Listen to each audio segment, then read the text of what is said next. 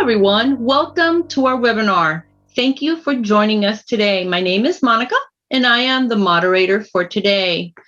And want to thank you for joining today's industry webinar, Quality, Compliance, and Validation in the Digital Transformation Area, which is presented by Axendia Inc., an analyst firm providing trusted advice to life science executives on business, technology, and regulatory issues. And Tulip, the leader in frontline operations, is helping companies around the world equip their frontline workforce, leading to improved productivity, higher quality, and increased efficiency across their operations. With Tulip no-code platform, companies can empower those closest to operations to digitally transform processes, guide frontline workers, and gain real-time visibility into people, tools, machines, and processes involved, all in a matter of days. Companies of all sizes across industries include pharma, consumer electronics, aerospace and defense, contract manufacturing, automotive, apparel, medical devices have implemented Tulip intuitive platforms to solve some of the most pressing challenges in operations, air-proofing processes and boosting productivity with guided workflows, capturing and analyzing real-time data, and continuously improving operations. So now I have the pleasure of presenting our panelists today. First, we're going to start with Michelle Vuolo. She's the head of quality at Tulip. Before joining Tulip, Michelle spent over 24 years in the biopharmaceutical and medical device industry, ranging from laboratory, engineering, technical support, quality assurance, and computerized systems compliance. She has domain expertise in GAMP, CSA, Validation 4.0, lifecycle management of computer systems, electronic record, electronic signature compliance, data integrity and risk management, medical device quality management, medical device controls, pharmaceutical quality systems. Her focus and passion is for Pharma 4.0, available and achievable in the regulated world. We also want to welcome Gilad Langer, Head of Customer Services and Life Sciences Practice Lead at Tulip. Dr. Langer is an accomplished business leader with 25 years of experience in IT, automation, and engineering services delivery, technical operations, business development, and sales. He has an accomplished track record of digital transformation to drive high levels of operational performance in manufacturing industries with a focus in the regulated life sciences industries. His focus and passions are next generation Pharma 4.0, digital strategies, and technologies for manufacturing. And last but not least, we welcome Dan Matlis, the president and founder of Axendia Inc. Dan has 3 decades of industry experience spanning the life science value chain. He's a member of FDA's Case for Quality Initiative and FDA's Advisory Council on the enrichment in silico clinical trials. Dan has presented Axendia's research findings to industry executives and the FDA officials. He's a frequent lecturer at industry events and has published numerous research reports and articles on key issues facing the life sciences and healthcare industry. Now, without further ado, I will turn it over to our panelists. Thank you, Monica, and good morning, good afternoon, or good evening, depending on what part of the world you're joining us from.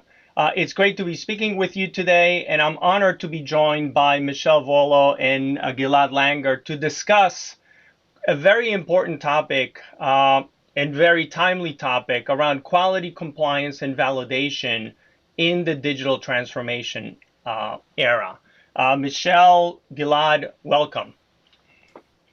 Thanks, Daniel. Thanks so much for having us. I'm excited to talk about this topic today. Excellent. Same here. Thank you very much, Dan. A pleasure to be part of this webinar and looking forward to explaining what Pharma 4.0 is all about. Wonderful. So a little bit about today's webinar. The content that Axendia is going to be presented represents our analysis that has been sourced from primary quantitative and qualitative research, our interactions with regulatory officials, industry executives, as well as our clients. So let's talk about the agenda. Today we want to cover 4 primary topics: the value of shifting to a new digital paradigm, how do we do that and what that means, the difference between a digital platform and a traditional electronic system. We'll also talk about how to make validation and compliance seamless with these digital platforms. And finally, we'll discuss how to make Pharma 4.0 and the Pharma 4.0 operational model a reality within our business, and then we'll leave time to answer your questions at the end of the session. So a little bit about how we at Axendia look at these topics. Every year we publish our life sciences industry radar, where we look at what are the trends that are impacting our industry and what are the key areas that industry executives should look at in order to plot a course to success. So today, the areas that we're going to be talking about within our radar include industry or Pharma 4.0. We'll talk about the low or no code platforms and how that is driving industry. We'll talk about implementing a modern platform and what that means, as well as touch on digital transformation, which we are all seeing accelerate as a result of living in the age of disruption, as well as the culture of quality within our industry and the transition to digital evidence. We'll talk about a little bit about CSA and how computer software assurance is different than CSV and the value that it brings to our industry. So let's start with the value of shifting to a new paradigm. So one of the things that we see at Axendia is that companies are implementing different or have implemented different technologies across the decades. And as a result of that, we still have a lot of legacy systems that we're currently using. Many companies are still using paper binders today. Now, that doesn't mean that they're using them everywhere, but they're still paper binders, or they're doing batch records on paper. Some of them are using paper on glass. And what we mean by paper on glass is they took those paper records and they implement them into a electronic solution without really transforming the way they're doing business. Many companies then went ahead and implemented standalone solutions. So a particular technology solution to address a business need, often as a result of some kind of a negative interaction with a regulator, a 43 or a warning letter. Some companies are actually integrating some of those solutions. So they have a bus on the back end where they have either an integration or a point-to-point integration, and then the endpoint is a unified platform. Now, we understand that companies have a variety of these systems. Across the industry, most companies are still using primarily standalone solutions, and the curve is moving over to being able to move to integrated and unified approaches. But the opportunity that we have as an industry is that this is not a situation where you must migrate from one to the next. We have the opportunity to leapfrog, and we'll talk about that a little bit more as we're moving through the presentation. So with that in mind, Michelle, we wanted to understand from your perspective, how should companies approach quality in the 4.0 world? Yeah, great. Good poll. I think it's pretty much what I was expecting, a little even more though in paper than I was expecting. So yep. That was interesting. I guess I'll start by talking a little bit about the Pharma 4.0 operating model. So by now, I assume that most people, especially attending this webinar, have heard of Industry 4.0 and what it is, and the promises of the perfect world upon implementing 4.0. But I think it's really interesting to look at what Pharma 4.0 has put together. ISPE, International Society of Pharmaceutical Engineering, has put together an operating model. And within this operating model, you can see in the center, there are basically 4 aspects to consider. A lot of people think that 4.0 or anything that has 4.0 on the end is really sort of a digital or technological thing. You hear digital transformation. That is one aspect, of course. I think it's driven by all the new technologies. But we also have to consider resources. There's more and more talk starting to emerge on upskilling our folks and what it takes to get our folks on the operations floors to behave and act efficiently, effectively in this new world. But culture and organization and processes are what I want to focus in on today. Culture is one piece that, of course, needs to evolve, and organization and processes as well. I've heard the definition of insanity is doing the same thing and expecting different results. And so, with that notion in mind, it is an area that we have to do things differently. And we'll talk a little bit more about specifically what we mean on some of those aspects. So the cultural aspect is really a big shift away from paper. We have such a document mindset in the pharmaceutical and really any regulated industry that we need to create documents and deliverables and these explicit, really, I would say, static type things. And so as we move towards 4.0, we need to start understanding what it means to think and act digitally. Funny, before we started this webinar today, a few of us were having a conversation on languages and what it means to learn a new language. And I think that there are steps along learning a new language that takes you from, thinking in your native language, translating, and then of course, when you become more mature in that understanding, you start thinking in that native language, or in that new language. And so it's the same thing with data, or data-driven. Is as we move towards a data-driven world, we need to start thinking about digital and what data and digital driven aspects mean. There's an article, I actually wrote it, but it's an article that it was written a little while ago, because we really need to start shifting these mindsets. We really need to start pushing the envelope on what this means. This article basically talked about some of the intrinsic and extrinsic values of breaking this mindset.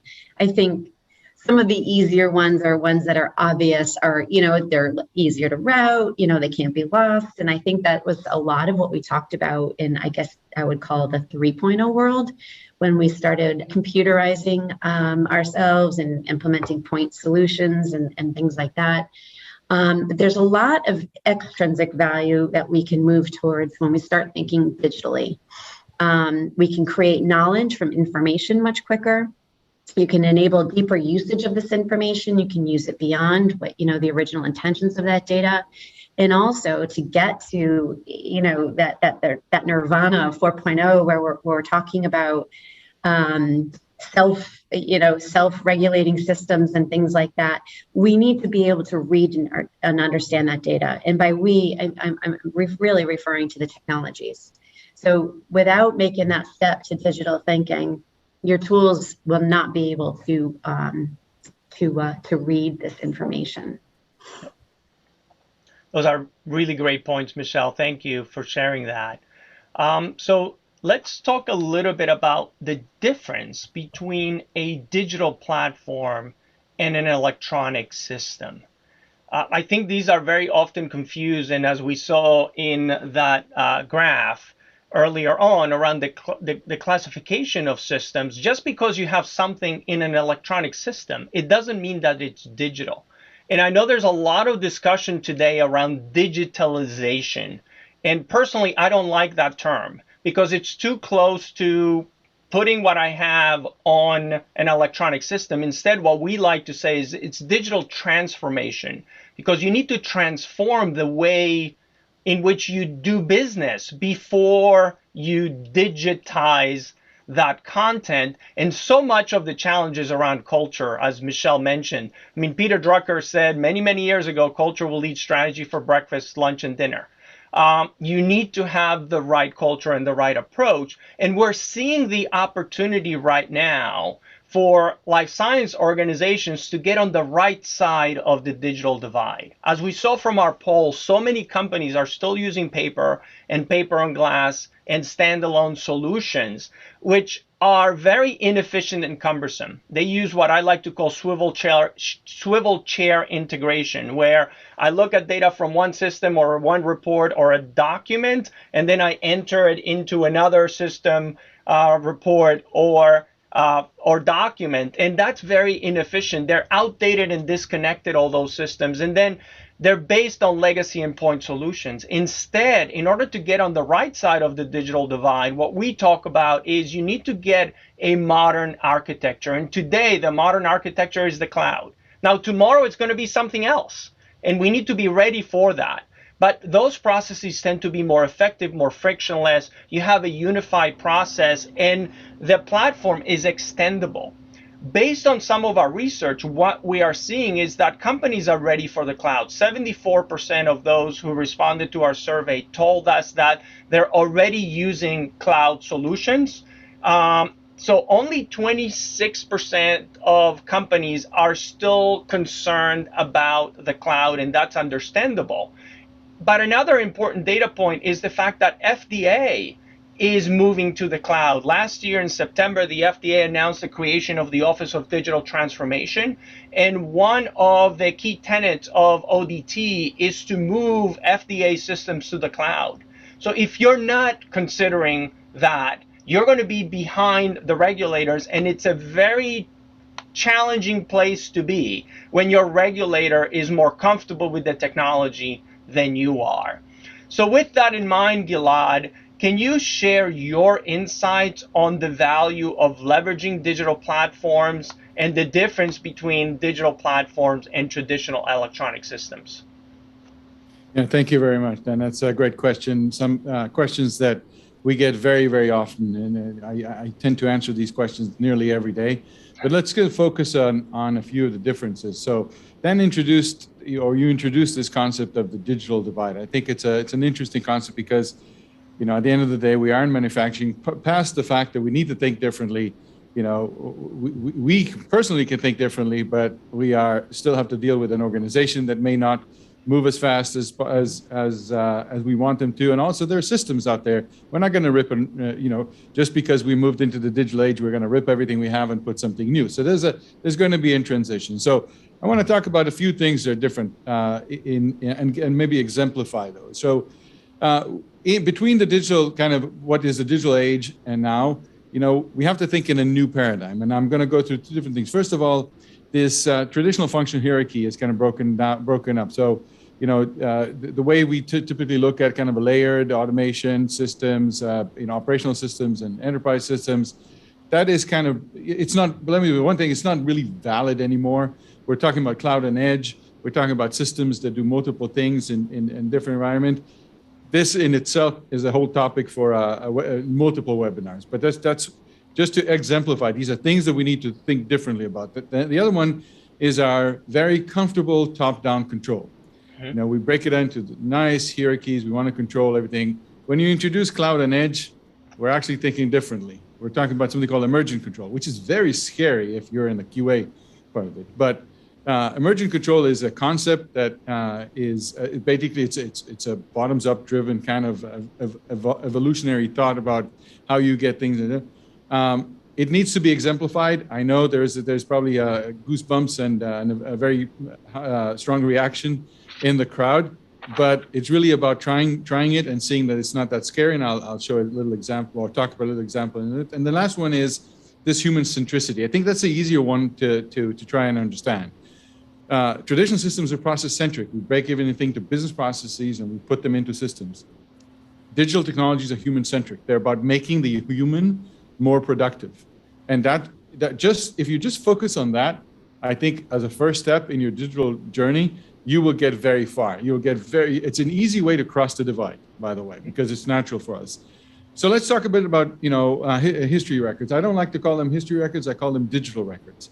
And again, I'll walk through this pretty fast, but in a traditional system, you'll take your paper, break it down into some kind of rigid hierarchy, recipe models, workflows, what have you, and give them to a system that is tuned to execute a specific process or hierarchy.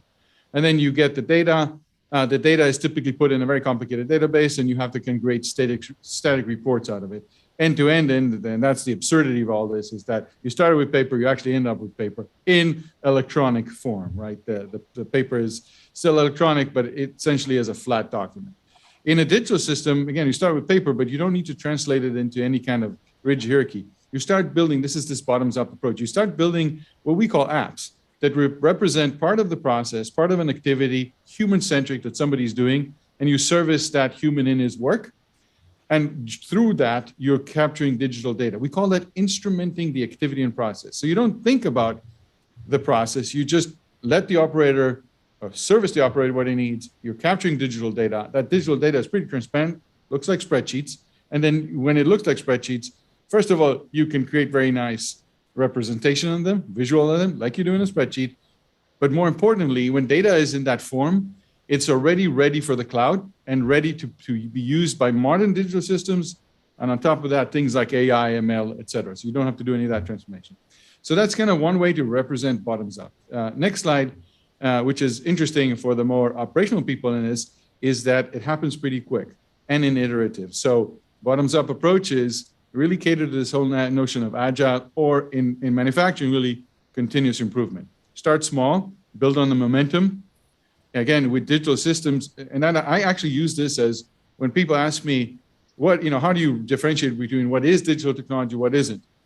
If you can make it, it has to be democratized. If you can take it and implement it in a little part of your production and gain some kind of value, that's the first indicator that it is a modern digital technology.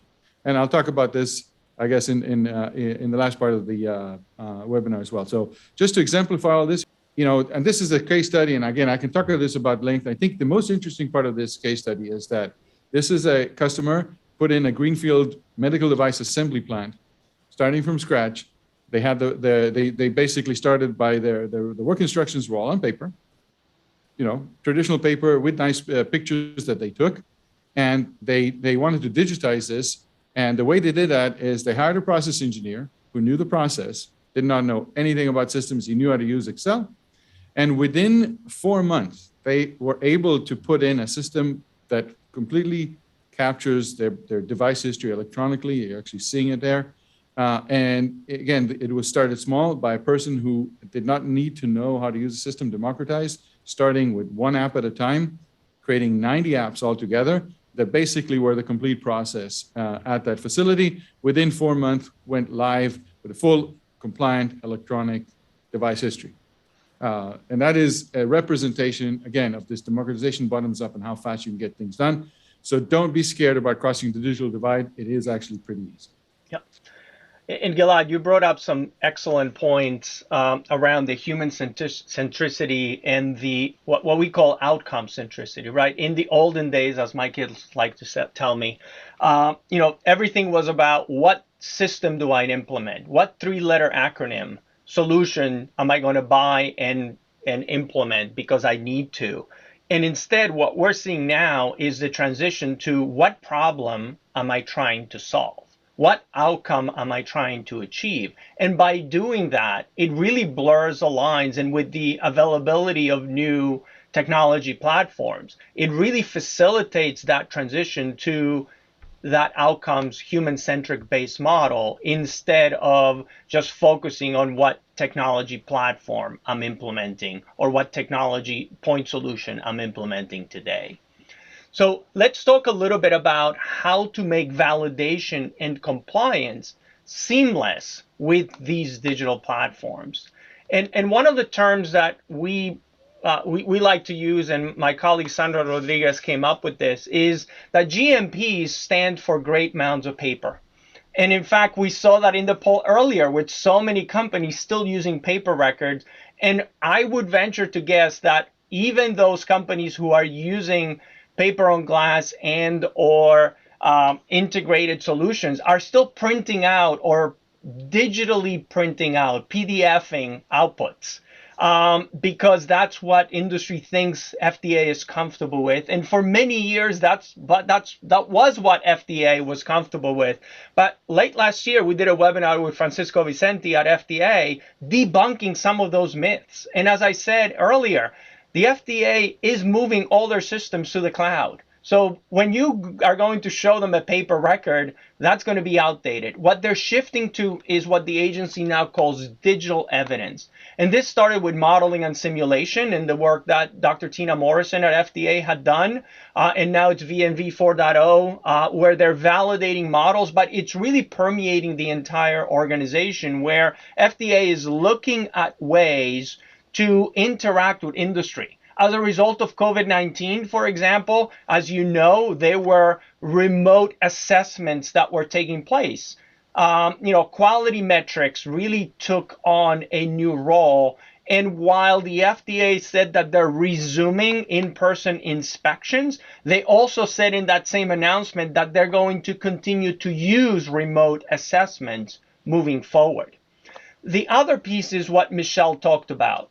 So early on in my career, when I worked at Johnson & Johnson, I was actually responsible for computer system validation and developed many of the documentation systems early on when the QSRs and the quality system regulations first came about requiring validation.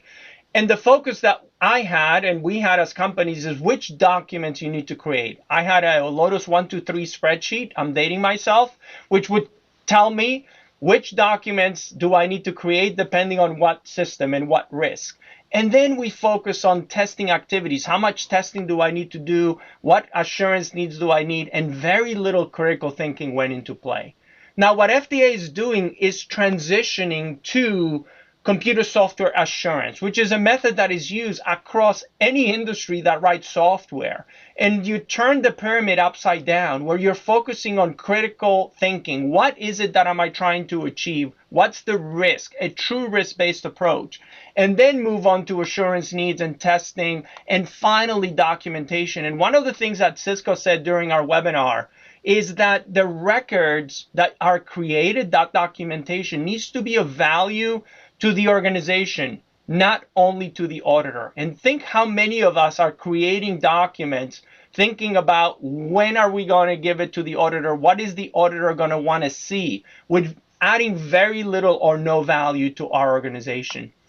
So with that in mind, Michelle, how would you recommend life science companies approach validation and compliance in this new digital transformation era?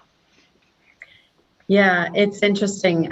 There is so much going on out there and so many people talking about CSA for the past few years. It's probably like one of the most anticipated documents coming out ever. But yeah, there's a group of us studying validation 4.0 is what we called it, again, just to tag it towards, what's happening in the world today. There's four main aspects that we've sort of concluded on. The first is quality by design. Okay, so that's nothing new, right? But quality by design has been out there for quite some time. It is a requirement, it's an expectation. But it's also generally accepted that it's not done very well. I guess that the premise here is that we understand our processes and we understand our products. So we have to understand what process steps are more critical, what data elements are more critical. And this is sort of a fundamental aspect as we look towards what we're going to do in this brave new world. Also, data integrity by design can't have a validation or quality discussion without the terms data integrity. So of course, we're talking about data integrity by design, but it's also more critical because we've been talking about data-centric approaches. If there's nothing else we take from this event today, is that we are more focused on data explicitly. In digital in this world. And so if we can validate, so to speak, or assure and control our data to the extent that we can, the more integrity we'll have on our decisions that we make. Integrated environments. that is sort of, a characterization of 4.0 is these integrated environments with the edge technologies and such. But again, here, I think the underlying theme is data. We're capturing data, we're bringing it from many sources, we're trying to learn. Machine learning, AI, is using data from many different data sources now, instead of, a very bookended, focused space. And then, of course, again, you see modern documentation again. And what I mean by that is what we've been talking about, the digital divide, not paper on glass. Start thinking digitally, start thinking of, even Dan brought it up, start thinking about digital evidence. We have to think about that in that way. So on the next slide, we start looking at a model here. Of course, everybody hopefully recognizes the beloved V model. Please let it be known, I am not endorsing V model or GAMP or CSA or really any approach. What I also want to do is break the mindset of when we speak about validation, we are not thinking of a methodology, but thinking about what it means to validate. I did put this up here because I did want to highlight that even with existing approaches such as GAMP, V model, they did talk about risk-based approach and they did talk about scalability. These are two aspects that have not necessarily been utilized to the extent that they can. And so I'm going to show that a little bit in the next slide. But considering what it means to validate. So the last slide kind of looks at what the technology suppliers might be doing. They might have an SDLC, that's great. Technology suppliers, especially the ones that are focusing on life sciences industries, are starting to do a better job of, satisfying what life sciences needs. And a lot of times that is documentation, hopefully digital documentation, but documentation. But when you go to use it, what the regulators are most interested in is assuring that you have validated for intended use. Doesn't necessarily mean much or provide much or any value to validate or focus any of efforts on testing functionality and features and those kinds of things. Hopefully the supplier that you have gone into contract with has provided those things and have done that as part of their controlled development processes. But when you start looking at what is intended use and focusing on that, that's explicitly where you should be as a regulated user. The next slide will go into a little bit more detail as to kind of how to do that. I've distilled it down into really like 1, 2, 3 because it's that simple. But the first step is really, again, that's what the suppliers are doing. You can confirm that, you can audit them, do whatever you need to do. But typically a supplier that's going to work with life sciences industry will be able to provide documentation on their platform or product. So 2 and 3 are the steps that we want to focus in on. Number 2 is really, the customer defines or configures their process to, the solution for their specific needs. And then they execute that and verify that their needs are met. So the next slide will go into a little bit more as to how to do that. What I'm seeing less and less of are sort of those itemized bulleted lists of requirements, right? The system shall do this, the system shall do that, the system blah, blah, blah. But more focusing in on the intended use is what processes are being digitized. Because when you go to implement a new digital tool, you're essentially digitizing work. I think Gilad mentioned, in 4.0, the very much operator-centric, human-centric approaches. What you're doing is digitizing their work. You're augmenting them by digitizing their steps.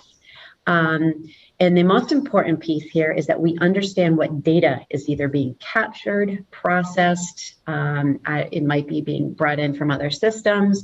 But once we can understand our data elements here, then that's where our risk assessment should be focused. I provided ICH-Q8 here as a model for risk assessment. You obviously can use any risk assessment or risk management tool. But what I liked about this more simplistic approach is that you perform your risk assessment on your process and data so that you can understand the criticality of your data in the context of the process, which is so important. So many times I've seen functional risk assessments, which don't make any sense. My perfect example on that I use all the time is electronic signature. Yep. You talk to anybody in a regulated environment, people automatically assume that a signature is critical.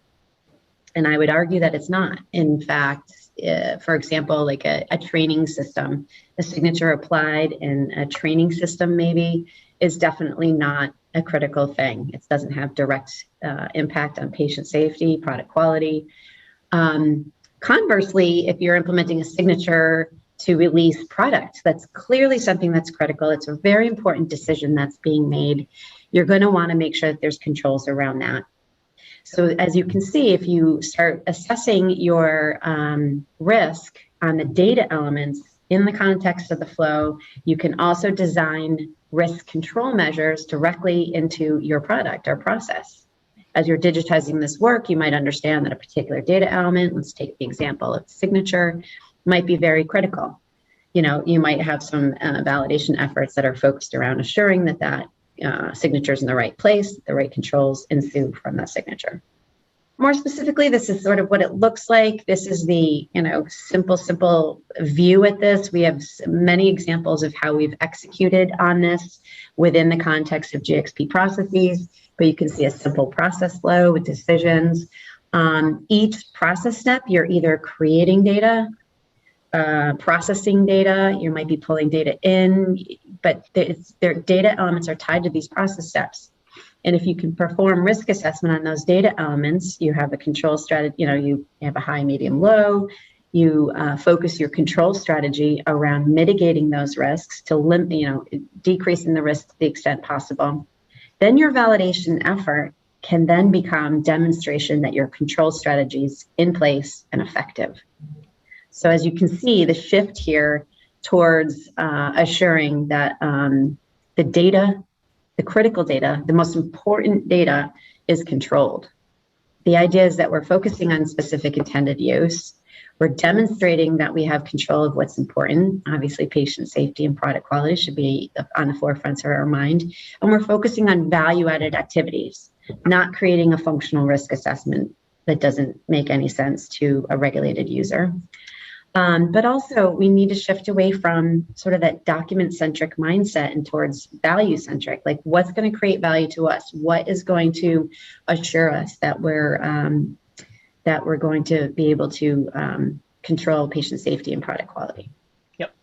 And you bring up excellent points, and actually a couple of questions that came up from the audience I think we can address. The first one was around how do we audit to the new CSA model? And let me start by giving you a little background. So I had the privilege of talking or meeting with Al Taylor and John Murray back in the late 90s. They were both at FDA at the time, and they're the ones who developed the guidance around computer system validation that we use 22 plus years later. And the question was the V model. Why did you put the V model in there, and why did they put the waterfall model? And both John and Al regret having put those into the guidance. And they put them in there for didactic purposes because it's much easier to explain a waterfall model. But if you look at the guidance, it talks about spiral, which is what we are now using. We don't call it spiral anymore. We call it agile today. But the industry so much focuses on what's written as opposed to the critical thinking.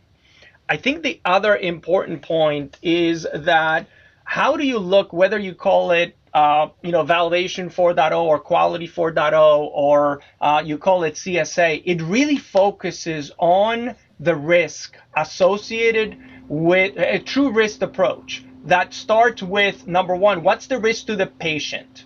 Then the risk to the quality to the product, then the risk to the quality system, and finally the risk to your business.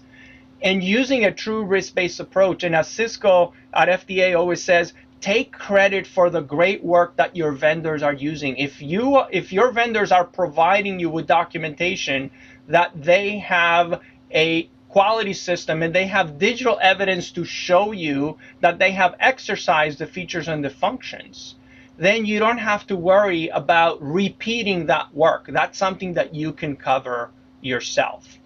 So let's shift to our next topic really quickly, and then we'll address some of the other questions that have come up, which are very interesting. So we want to understand from you in our audience, what is the primary barrier to implementing Pharma 4.0 or Industry 4.0 if you're in the medical device or other regulated industries at your company? Is the problem or is the barrier the lack of process understanding, i.e. we're not really sure which metrics we should measure? Is the primary barrier around culture, whether that's your regulatory inertia, you go to quality or you go to regulatory folks and they tell you, no, we can't change things because this is the way we've always done it. This is the way we always validate. This is how we're going to validate. Or this is the way we've always implemented systems, and so we can't use a different approach. Is it a regulatory barrier, meaning the regulators, FDA, EMA, others, aren't providing enough guidance and clarity on how to do it? Is it a business case issue, meaning you don't have the financial justification to enable that? Or is it a technology problem? The vendors don't have support for Pharma 4.0 or Industry 4.0 out of the box. So culture is the main barrier. Not surprising. We've been talking about it for a long time. Followed by almost a tie between the business case. 21% said the business case. 20% said lack of process understanding. Again, not surprising. As an industry, we do things because that's the way we've always done it. We don't really understand our processes as well as we should. Followed by regulatory. Only 14% told us that it's regulatory. And again, only 8% tell us that it's a technology problem. And in our experience, it's never a technology problem. The technology has matured to the point where we can address that. So with that in mind, Gilad, can you tell us about how companies can actually make Pharma 4.0, the Pharma 4.0 operational model, a reality within their organizations? Yes, for sure. So interesting survey. I think it verifies or confirms kind of what we know. But let me talk a bit about it. I think first of all, we have to understand why do we digitally transform? What's the allure? Why have we even talking about it? Why are we really talking about the validation 4.0? And at the end of the day, it's about productivity. The reason why Industry 4.0 in general is so interesting to everybody is because it promises an order of magnitude productivity increase. Like other revolutions before that, that's what everybody's gaining, and you cannot ignore that. So I think what I tend to say is, let's think about that as the goal. The goal is productivity increase. In what it means from a quality perspective is cost of quality, making quality more seamless, focusing on making people just do the work they're supposed to and not really think about all the things that they need to do from a compliance perspective. So that's step one. And there's a journey to get there. We typically look at it in phases, but the intent of this visual is to focus on that line that nirvana is when we are seeing that productivity gain, in order of magnitude, 10-fold, even 100-fold. Talk a bit about what it means from human centricity, and I'll tie it back. So this is the Pharma 4.0 model. I'm sure that everybody has seen this many, many, many, many times. So I'm going to give another slant of it. So let's take a look at what it really means. Information systems, the survey just showed that that's not where the problem is. The technology is here. That's actually what's driving this digital transformation. The other three components of Pharma 4.0, culture, organization, resources, is all about people. This is what the core of it is, right? It's all about, we as humans and how we use that technology, and in different dimensions of it. But I think that's the main message here. The main message is here, we can't get what we need by just looking at the technology. We need to look at how we do things ourselves. And again, it drives this, again, to tying it back to where the productivity gains in digital world comes from making people do their work better, faster, with a higher quality. Mm-hmm. And that has many, many different aspects. I think the exemplification, I talked about process-centric versus human-centric again at length. Think about it this way. Traditional systems, the human has to serve the system. I need to go to the system and said, I just did something. I just completed the process I'm supposed to. And then the system says, I'm not going to let you go on until you sign for it. And then I have to sign for it. In a human-centric perspective, if you take a look actually at how you use digital technology today, Alexa or Google at your home, the apps that you use on your phone, you don't serve them, they serve you, right? So if I'm in a digital manufacturing type of environment and I have a digital tool that looks at what I'm doing, I don't need to tell it what I'm doing, it knows what I'm doing. And already has the process instrument. I can see you put your hand in that bin, okay, good. Right? I know that you're there because I'm recognizing you through biometrics. I don't need you to sign. The other part of it that actually is super simple, digital systems already capture data in a ALCOA compliant manner. Just by pressing the button, we know who you are and what you did and everything. So we don't have to have these extra loops to check, was it really you? Did you have the right, was it attributable and all that other stuff? These systems already do that for you. It's seamless, it's inherent. Just let them do their thing, right? That's the human centricity part of it. And in the next slide, which is again a visual that I showed before, right? Again, this bottoms up mode of doing things. But the other part of this bottoms up doing things in small is this inherent continuous improvement loop that comes with these systems. So we don't try to figure out what the system has to do from end to end, spend days, months, and years trying to figure out that process and put it in the system, right? We put that first app out there on the floor, and we get feedback. The operator says, I'm using two hands. I cannot press the next button. What can we do? We put a foot pedal out there. You press the foot pedal, it takes you on to the next step. Simple thing. A foot pedal costs $30 on Amazon. Plug it in, takes a few minutes, and it's already there, right? Creating the app takes 1 day. Within a day, you can get some some digital instrumentation of your process. So again, my message, just start doing it. Really, I mean, that's the only way you're going to learn how it works. And then and I know there's been a question about, do you have to validate every single app? Yeah. Yes, in a way, but Michelle can answer that later. The last part of this is that, putting together these digital systems, again, is very straightforward and easy. Again, think about digital technology as serving you, right? So when you build apps upon apps and apps and apps, you're creating what is the process model. You're saying, first you need to do this. I don't know, do weigh and dispense, right? And because we have an app that does weigh and dispense, and that's the first thing the operator does, inherently, that's the first step in the process. You don't have to go in and do complicated workflows about that, because in your plant, there's a physical place where weigh and dispense happens. We know that, tied into the physical world. The data that it gets captured looks like a spreadsheet, and that's your data model. Multiple tabs in a spreadsheet create your data model. It doesn't have to be complicated databases that only very few people, normalized SQL relationship database need to know. You're looking at spreadsheets, and that's kind of the democratization. The democratization of data is spreadsheet. It's very old, and Dan talked about Lotus 1, 2, 3. That is the revolution that happened in digital technology back in 80s, I guess, or 90s. Spreadsheets democratize data.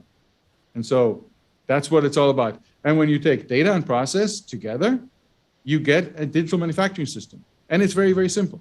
That's the message. Yep. Simple makes it. That's another very clear characteristic of digital technology. If you can understand it very fast, and I'll finish with a very simple analogy, right? My kids who use digital technology, if they can't figure out an app within the first 30 seconds of a minute, that app is it's out. Yep. We're done, right? Yep. That's a good measure of whether you have digital technology or not.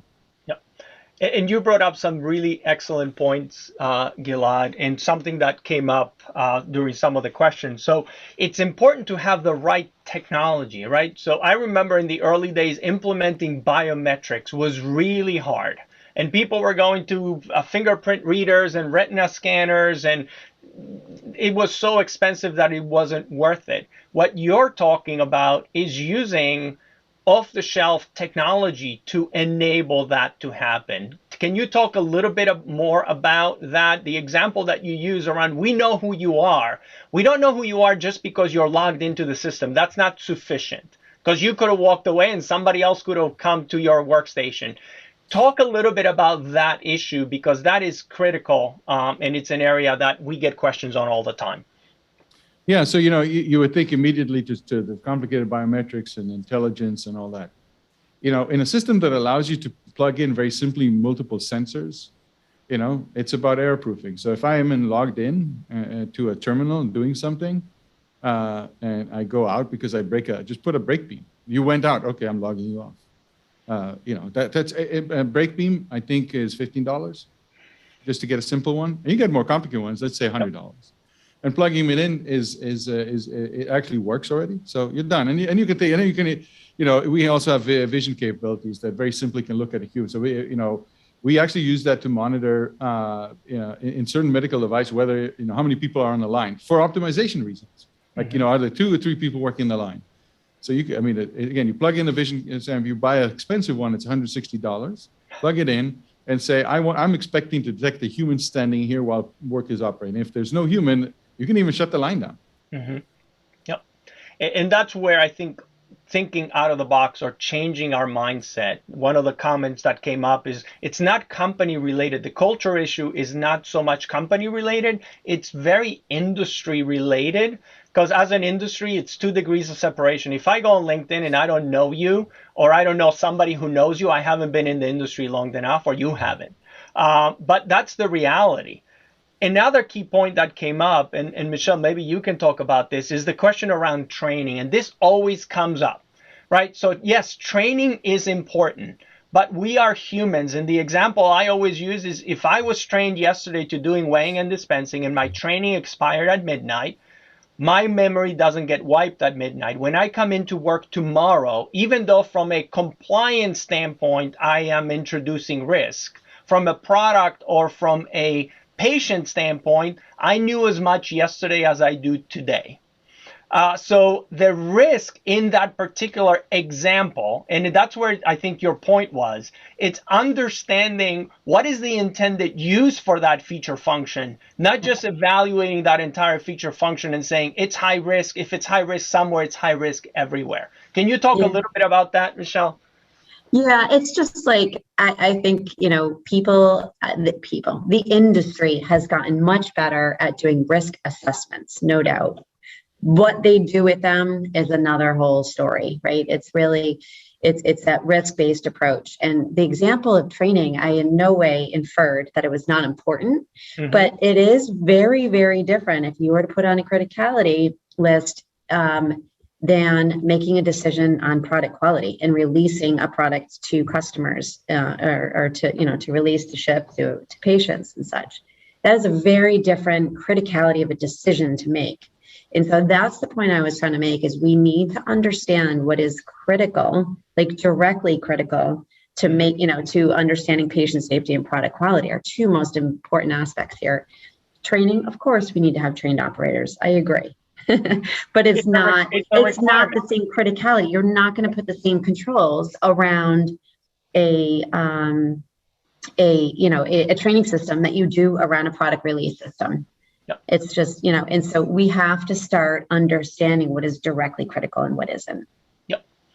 I'll just answer a question that came up very quickly. If we're utilizing test automation tools or testing GXP apps, does the test automation tool always have to be validated or qualified? And the answer is absolutely positively no. And you don't have to take my word for it. We did a webinar with FDA where they're talking about the fact that it's your intended use. It's what are you using that software for? Now, from a business standpoint, you may want to qualify it, or you may want to do some form of testing to make sure that it meets what you're going to use it for, but it doesn't need full validation or qualification documentation.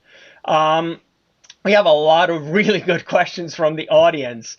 Let me talk a little bit about there's somebody who says they're a little bit confused about Digital 4.0 gets a system to work for the human so that the human does not need to think. I don't think that's what we're talking about. However, at the same time, we need humans to understand the process to make digital work. So how do we bring those 2 together, Gilad and Michelle? Can you clarify that point? So I think it's a misconception. I mean, we never said that human doesn't need to think. Yep. Actually, he has to think. Actually, what the systems do is actually use the fact that he can think. Yep. Traditional systems, that's where it goes. You just need to serve the system. Do with the system. If it says temperature here, put temperature here. And even though it's maybe not the right thing, or the temperature, digital systems serve you in your cognitive ability and actually leverage that to make systems more adaptable and higher quality, right? You know, when you use something like Uber, right, you make better decisions because you have ratings of drivers, you know exactly where you want to go, and the system serves you with that information so you can make the right decision for yourself. And that's what these systems are supposed to do. So I think this is a bit of a misunderstanding of what we tried to convey. Yeah. And I think it aligns with what we talked about. This is some of the old thinking about technology. Technology is going to make it so that anybody can do the job or dumb it down. That's not the idea. I think the term that you use around democratizing the ability to use technology and leveraging the fact that people think and let people make the important decisions and let systems make the menial decisions. And if a system is getting information directly from a sensor, I don't need a person to verify that the information is right. That's what validation is for. So, all right. I know we have a lot of questions. If we haven't gotten to your question live, don't worry about it. As long as we have your contact information and you didn't anonymize your question, we'll be able to answer that question offline. I want to now once again take the opportunity to thank Michelle and Gilad for a very, very insightful and valuable webinar. I hope everybody in the audience was able to take some useful information that they can use within their organization. Again, Gilad, Michelle, thank you. Thank you. Thanks. Thank And you. also want to once again thank our sponsor, Tulip, for making today's webinar possible. Thank you in the audience for joining us today, and we look forward to seeing you next time. Enjoy the rest of your day.